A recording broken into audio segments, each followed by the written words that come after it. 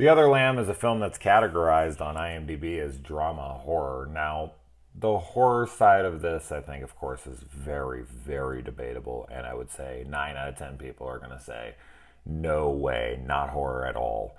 And then there's going to be someone else on on the outside fringe that's going to say, well, I don't know, maybe. Of course, we always argue about this, but if I had to weigh in here, I will say that it is not horror. Although I can see towards the end with some horror type imagery, but no, it's a drama. Period. Though it's a fantastic one. Now, this movie will bore the shit out of some people. What this is about, this stars, I don't know how to say this guy's name. The only things that I really know him from, well, I've seen him in a bunch of places, but the things I know him best from is The Invitation, where he plays David. He's also in Game of Thrones. But this is about a man who has a cult following. There we go. Of women, and they live out in the wilderness, and it's just one man with, I don't know, 20 chicks to varying ages. Some are probably in their 40s or 50s, and then some of them are all the way down into like their early teens or even younger. And he has them follow him around. He is their shepherd, and they are his lamb, and he is trying to, take them to paradise, of course. And man, this film is just so beautiful, first and foremost. The subject matter is anything but. This is a very difficult film to watch at times, pretty much the entire time, for me, just because this kind of mindset, this kind of brainwashing, this kind of scenario, because we know this kind of stuff happens. Like, this isn't fiction. What you're seeing on the screen is fiction, but what happens in this, does happen in reality. And it's mind-boggling to me. It really is. Like, I grew up in a home where I was technically, brainwashed by my parents, to do their bidding, and some shit came of it, and I'm not proud of it, and it is part of my past, and it is what it is. I was a victim of it, but I was a kid, and as I grew up, I started to realize, like, wow, this is messed up. Like, I gotta get the hell out of here. And some people just aren't that lucky, or I don't know what the word would be, because I don't want to say stupid. I don't want to say that they're, weak, but there is a certain kind of mindset, and of course, certain circumstances, and it's just wild that people can fall into something like that. That desperate people are attracted to somebody who claims they have the answers. People like that blanket, comfort blanket of certainty. Somebody leads them and makes all their decisions for them, and that to them seems to make their life more simple, and they feel like they have direction.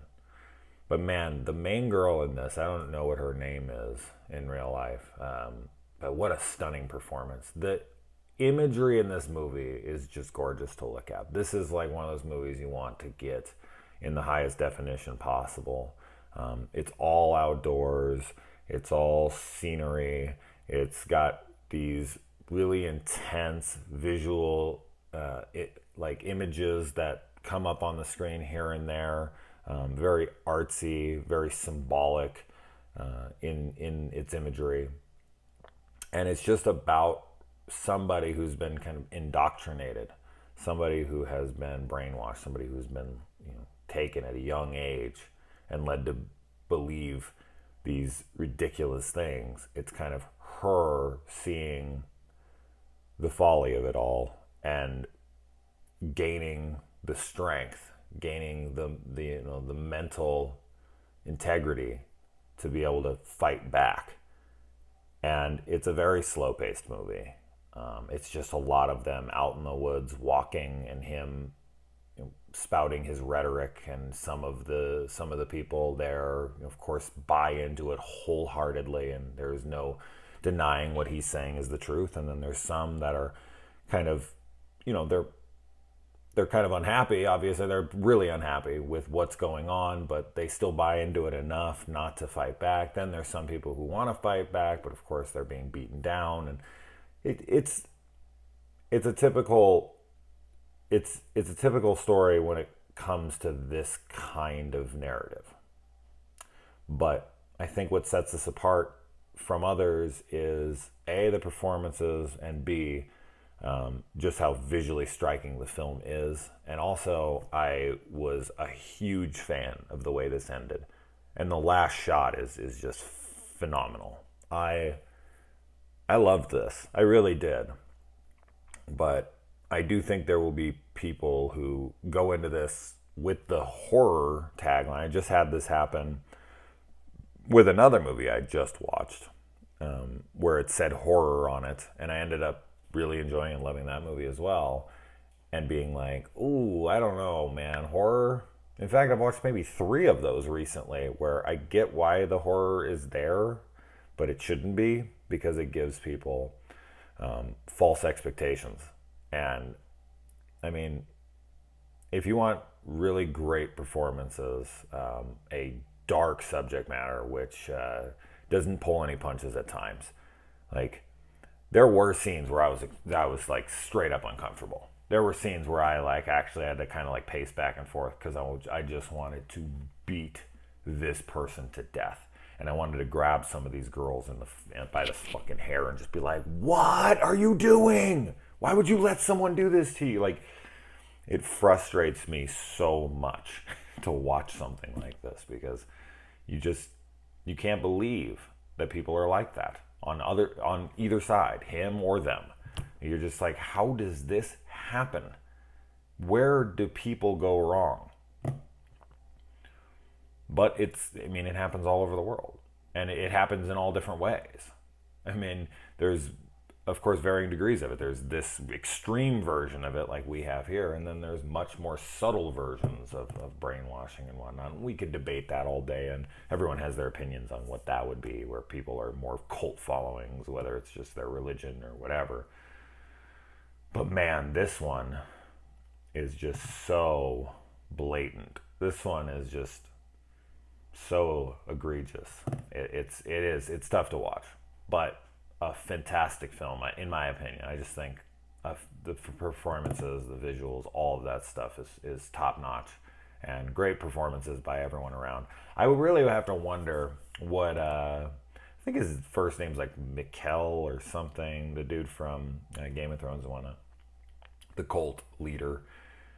He must have had to mentally prepare himself for a couple of these scenes, especially one in particular with the main character towards the end of the movie, when he has her in his tent. That scene, because I think the girl's like 17 years old, 16 years old when this was filmed. I think she's 17 now, so she's probably like 16 on set. And there's a scene between them where I'm just like, dude, like, I wouldn't even want to do that with a legal aged woman in a scene. But with her, I was just like, God damn, man, like, that, what we do for art, what we do to tell a compelling story, man, mentally, I'd just be like, oh, Jesus, I would have to, like, apologize, like, profusely every time they would yell cut. I'd be like, oh my God, are you okay? I'm so sorry. Can we stop this? I don't want to do this again. Please tell me you got that take. I'm not doing it again. Yeah, anyway, great movie, but, hard to watch and very slow, so not for everybody. Let me know if you watch it. Adios.